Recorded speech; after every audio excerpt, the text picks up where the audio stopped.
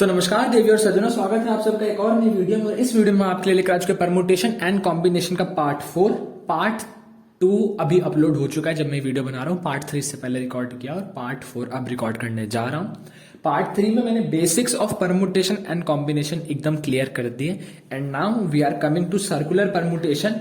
और जो वो बचाया था for different object, for alike object permutation, सब यहां बताऊंगा, सब कुछ। क्योंकि पहले बताया नहीं तो आपको तो लग रहा, तो आपको नहीं, कुछ थे गुरुजन जिनको लग रहा था कि सर को आता नहीं होगा या भैया को आता नहीं होगा। तो यार भैया को आता है और भैया पढ़ाएंगे भी सब। भैया doesn't believe in the fantasy of keeping ज्ञान विद हिमसेल्फ। भैया बिलीव्स कि अगर ज्ञान है तो ज्ञान बांटो, क्योंकि ज्ञान बांटने से बढ़ते हैं।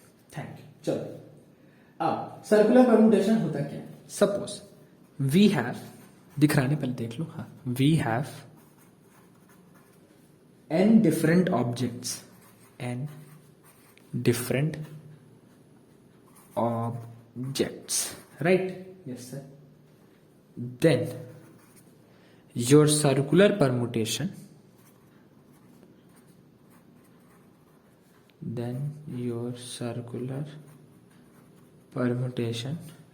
is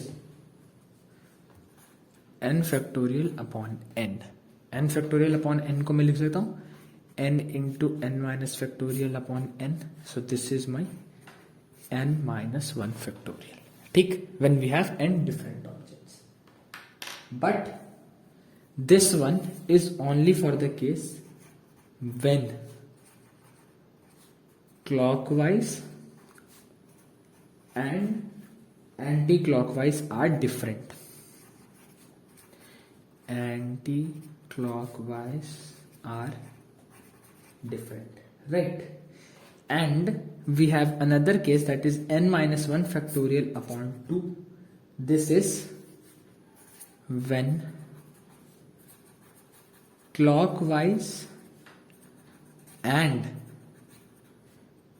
anti-clockwise, this is anti-clockwise, जगह नहीं समझ जाना। when clockwise and anti-clockwise are same. ठीक, n माइनस 1 फैक्टोरियल हम तब कहते हैं when clockwise and anti clockwise are different, and n minus 1 factorial upon 2 हम तब कहते हैं when clockwise and anti clockwise are same। Sir इन दोनों का मतलब क्या होता है हमें तो पता ही नहीं है। कोई बात नहीं, हम हैं, हम सब बताएंगे। ठीक है, let me make a chart और उस चार्ट से मैं बताऊंगा सर्कुलर परमुटेशन के दोनों पार्ट का मतलब क्या होता है। तो just give me like 2 minutes. अब देखो एग्जाम्पल, इस एग्जाम्पल से क्लॉकवाइज एंड एंटी क्लॉकवाइज का डिफरेंस एकदम समझ में आ जाएगा। दो केस है, केस 1 केस 2। केस 1 कह रहा है in how many ways can 4 boys be arranged on a circular table. तो किस तरीके से हम 4 बंदों को एक सर्कुलर टेबल पर बैठा सकते हैं। अब यार सर्कुलर टेबल में मैं ऐसे बैठा सकता हूँ कि एक बार सुरेश को बैठा दिया, फिर रमेश को बैठा दिया, फिर नरेश को बैठा दिया, फिर योगेश को बैठा दिया, राइट? चारों अलग अलग है, सुरेश, रमेश, नरेश, योगेश। कहीं ऐसा भी तो हो सकता है कि मैं रमेश और योगेश को अलग अलग बैठा दूं, मतलब रमेश नरेश के इस साइड आ जाए और योगेश इस साइड। तो यहाँ पे क्लॉकवाइज जो चलेगा, क्लॉकवाइज क्या होता है, ऐसे चलता है सुरेश रमेश नरेश योगेश, राइट? और एंटी क्लॉकवाइज क्या होता है, सुरेश योगेश नरेश रमेश, ऐसे होता है क्लॉकवाइज और एंटी क्लॉकवाइज। तो यहाँ पे clockwise and anti clockwise are different।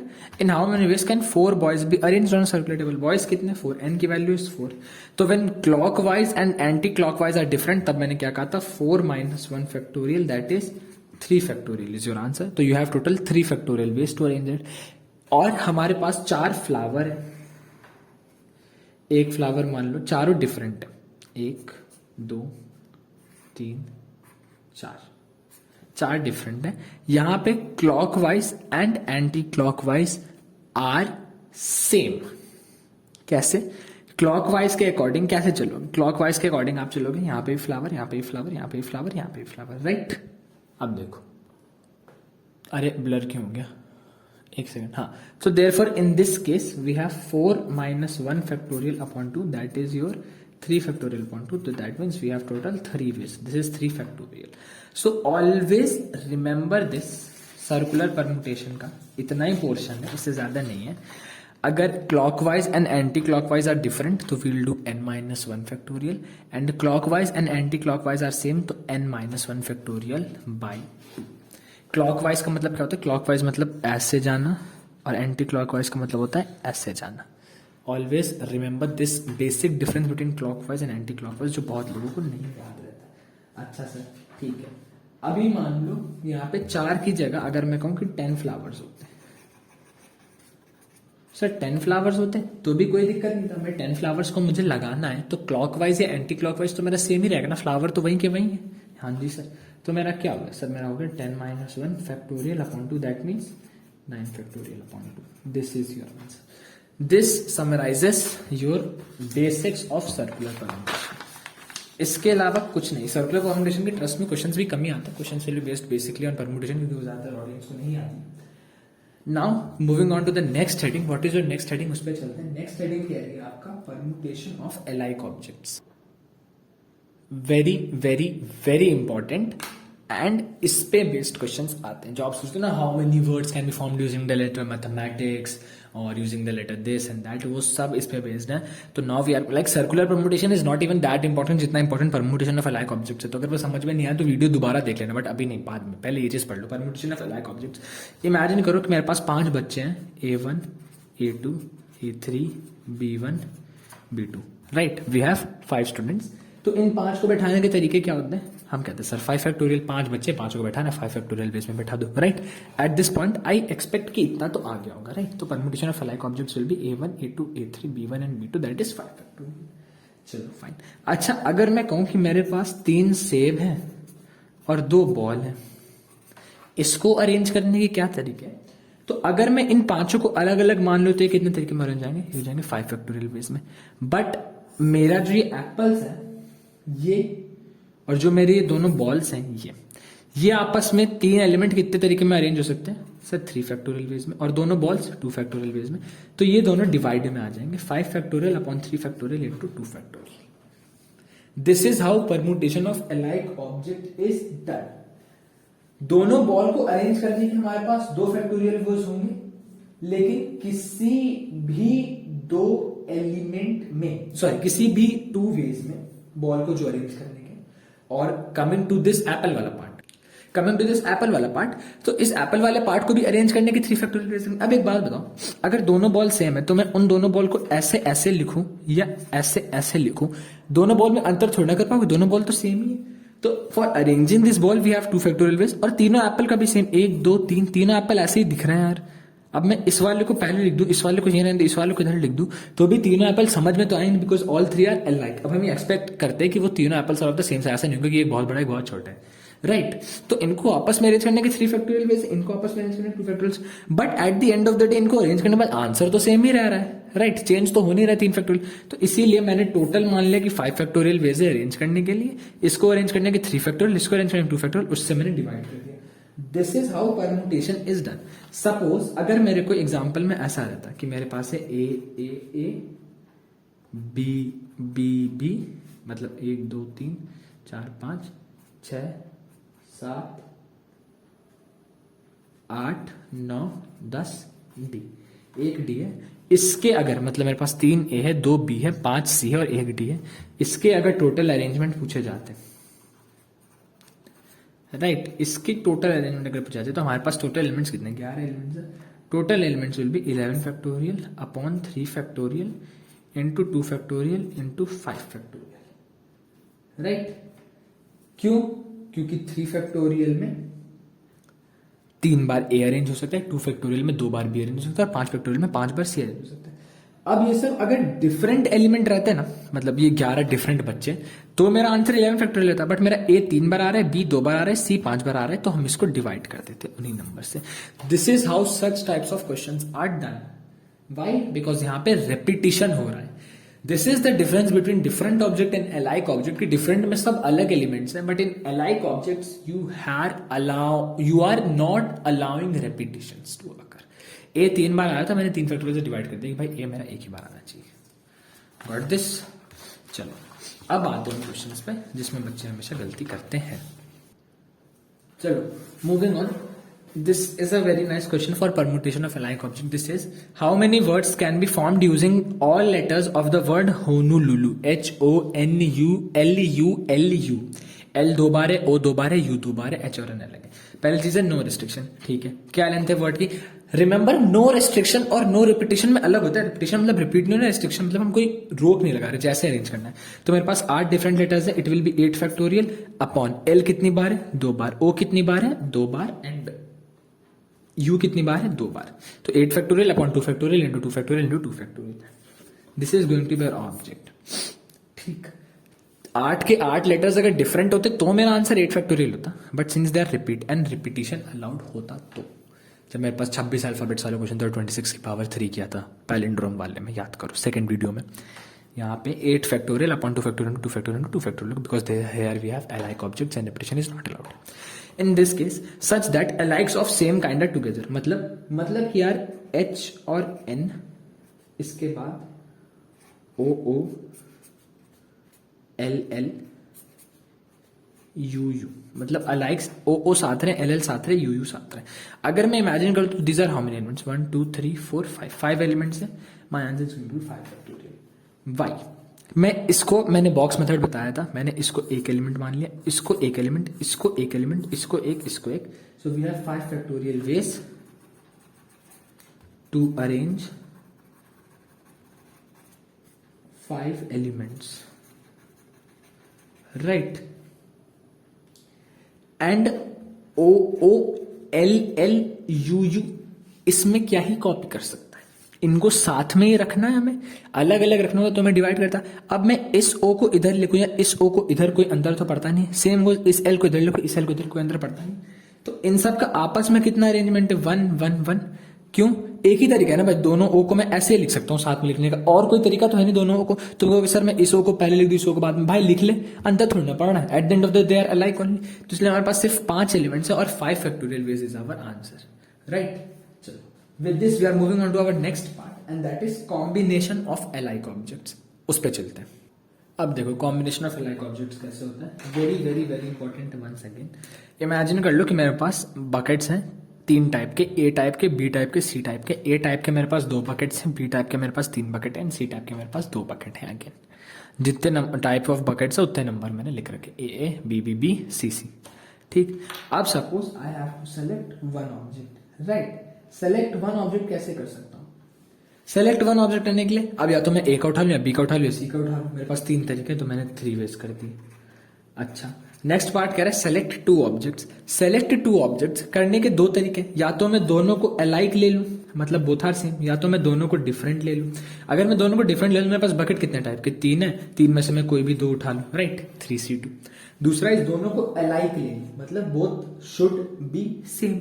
ठीक है, तो इन 3 बकेट्स में से कोई भी एक बकेट का ऑप्शन में ले सकता हूं बस, राइट। एक ऑप्शन ये, एक ही। तो 2 अलाइक के लिए मेरे पास 3C1 ऑप्शन है। 2 डिफरेंट के लिए मेरे को इन 3 में से कोई 2 उठाने थे, दोनों अलाइक हो तो मैं इन 3 में से कोई भी एक उठा लूं, उसमें से 2 बकेट ले लूंगा मैं। Got it. अब एक बात बताओ, मुझे 2 ऑब्जेक्ट्स या बकेट लेने थे, मैंने ऑब्जेक्ट कर दिया, that's my mistake, sorry for that. अगर मेरे को 2 ऑब्जेक्ट सेलेक्ट करने से, तो मैं 2 अलाइक सेलेक्ट करूं या 2 डिफरेंट सेलेक्ट करूं, aren't this same element corresponding to same, मुझे 2 बकेट सेलेक्ट करने थे। अब मैं उन्हें अलाइक लूं या different, that is totally upon me, right. तो इसीलिए इस बार प्लस हो जाएगा। इतनी देर से मैं बता रहा था मल्टीप्लाई होता है, सब कहते हैं सर प्लस कहाँ आएगा, प्लस यहाँ आएगा। क्यों? क्योंकि मेरे को 2 बकेट चूज करने थे।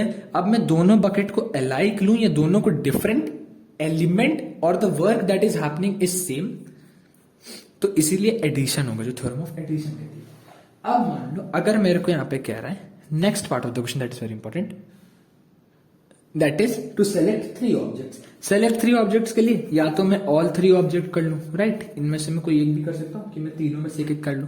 ऑल 3 ऑब्जेक्ट मैंने पहले बताया कि देयर आर ऑल 3 ऑब्जेक्ट्स बोलूं या बकेट्स बोलूं, तो एक ही तरीका है ना यार, या तो मैं एक ए एक बी एक सी, तो एक वे हो गया, राइट, कि मैं 3 में से कोई भी 3 सेलेक्ट कर लूं, 3C3, दैट इज 1। अच्छा, 1 डिफरेंट एंड 2 अलाइक।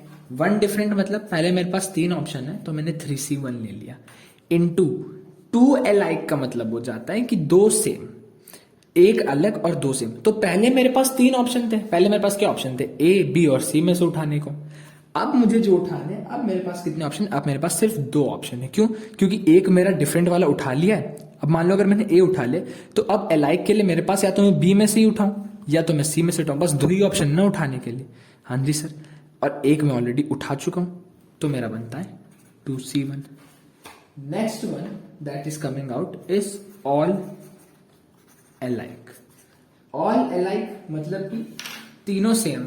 तीनों सेम के लिए तो यार एक ही कंडीशन है ना, बी वाला। क्यों? क्योंकि बी के पास 3 ऑप्शन है और कोई तो मुझे 3 ऑप्शन दे ही नहीं रहा है, तो I can go with 1 option. तो my total answer will be coming as 3c3 plus 3c1 cross 2c1 plus, इसको सॉल्व करना, whatever is your answer that is your total number of ways. Right, I know थोड़ा सा confusion हो रहा होगा, but अब मेरे पास एक क्वेश्चन है, और ये क्वेश्चन मैंने कहाँ से लिया मैं ये भी बता देता हूँ। I have no lies in telling this.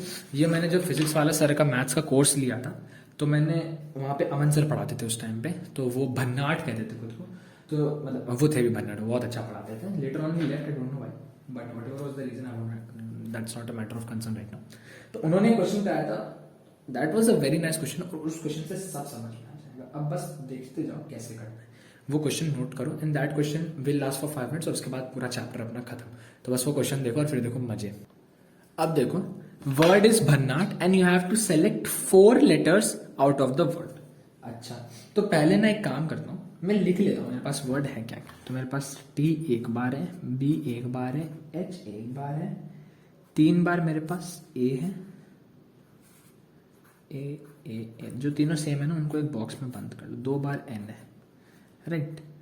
अब मेरे पास कितने एलिमेंट्स है? 1 2 3 4 5, तो मेरे पास टोटल 5 एलिमेंट्स है। अब मेरे को 4 डिफरेंट लेटर्स उठाने हैं। 5 एलिमेंट है, मैं 5 में से कोई भी 4 उठा लेता हूँ। 5C4, क्यों? क्योंकि मैं A से भी एक ही उठा सकता हूँ, N से भी एक ही, और इन तीनों में से एक भी। तो we have to select 4 letters out of the. तो first condition is 4 different letters जो हो सकती है। व्हाट कैन बी दूसरी कंडीशन? ऑलवेज रिमेंबर, ये जो कंडीशन मैं बना रहा हूँ, कंडीशन हमें खुद बनानी है। क्वेश्चन में लिखे नहीं, क्वेश्चन बस नहीं लिखा है कि भन्नाट is the word, you have to select 4 letters out of the word. तो अब आप उसमें क्लबिंग करो कि TBH और AAA that is your 1 and NN is your 1। तो ये आपके 5 डिफरेंट एलिमेंट है। तो फर्स्ट कंडीशन वाज कि हम चारों डिफरेंट लेटर ले लें। दूसरा कंडीशन क्या है कि मैं ले लेता हूँ 2 डिफरेंट एंड 2 अलाइक, यानी कि 2 डिफरेंट के लिए हमारे पास कितने ऑप्शन प्रेजेंट है? तो 2 डिफरेंट के लिए हमारे पास ऑप्शन प्रेजेंट है, they are 2 different and 2 alike के लिए हम पहले 2 अलाइक देखते हैं। तो 2 अलाइक हम किसमें से ले सकते हैं? या तो हम इसमें से कोई एक ले ले, या तो इसमें से हम कोई एक ले ले, राइट। क्योंकि इसी में हमारे पास 2 हैं, तो मैंने AA या NN में से, तो मैं 2 अलाइक के लिए ले सकता हूँ 2C1 को, किसी एक को सेलेक्ट कर सकता हूँ। अब मेरे पास टोटल पॉसिबल चांसेस वेर 5 में से 2 अलाइक में इनमें से कोई एक गया होगा, A और N। मान लो A चला गया, ठीक। अब मेरे पास कितने ऑप्शन? मुझे 1 2 3 4, इन 4 में से मेरे को कोई 2 लेना है। तो my answer is 2C1 into 4C2, right. Get this, 2 different and 2 alike निकालना इज वेरी टफ। 2 अलाइक के लिए मेरे पास 2 ही ऑप्शन है, या तो मैं तीनों A से ले लूं, या तो मैं दोनों A से ले लूं, या तो मैं दोनों N से ले लूं। तो 2 अलाइक के लिए मैंने उन दोनों में से किसी एक को सेलेक्ट कर लिया कि भाई इनमें से किसी एक से 2 ले लो तुम। 2 डिफरेंट के लिए मैंने क्या किया, मैंने देखा कि इन दोनों में से जो भी एक चला जाएगा, उसके अलावा जो भी 4 बचेंगे उसमें से मैं कोई 2 उठा लूंगा। तो मैंने 4C2 कर लिया। अच्छा, ये भी हो गया। What can be the next condition that is possible? The next condition that is possible is 1 different and 3 alike. अच्छा, 1 डिफरेंट एंड 3 अलाइक, ठीक है भाई। 3 अलाइक के लिए तो एक ही कंडीशन है, दैट इज AAA, और तो कोई कंडीशन ही नहीं है। NN भी तुमको 2 दे सकता है, AA तुम्हें एक ही जो 3 दे सकता है। तो 1 अलाइक के लिए, 3 अलाइक के लिए यू हैव 1। अब ये चला गया AAA वाला। इसके अलावा तुम्हारे पास ऑप्शन कितने बचे? 1 2 3 4 ऑप्शन में से कोई भी एक सेलेक्ट कर लो। तो 1 इंटू 4C1, राइट। क्यों? क्योंकि 3 अलाइक के लिए बस एक ही कंडीशन है, दैट इज योर AAA वाला कंडीशन। चलो, coming to the fourth and the final case that will be form, that will be 2 alike and 2 other alike. 2 alike and 2 other alike. 2 alike लेने के लिए आपके पास एक चॉइस है, AA या N में से कोई ले लो, राइट। हाँ जी सर। 2 अदर अलाइक के लिए भी आपको AA या N में से कोई एक लेना है। तो या तो भाई आपके पास ऑप्शन ही 2 है, AA और NN, और इन दोनों में से आपको दोनों ही लेना पड़ेगा। अच्छा, मेरा हाथ ही नहीं दिख रहा होगा, मतलब अभी तक मेरा हाथ ही दिख रहा होगा। अब ध्यान दो, कंडीशन करिए 2 अलाइक एंड 2 अदर अलाइक, मतलब कि आप TBH को तो कंसीडर ही नहीं करोगे। आपके पास 2 ही ऑप्शन है, AA और NN। पहले आपको दोनों AA से रखने और उसके बाद के दोनों NN से रखने। तो your answer will be 2C2 in this case, right.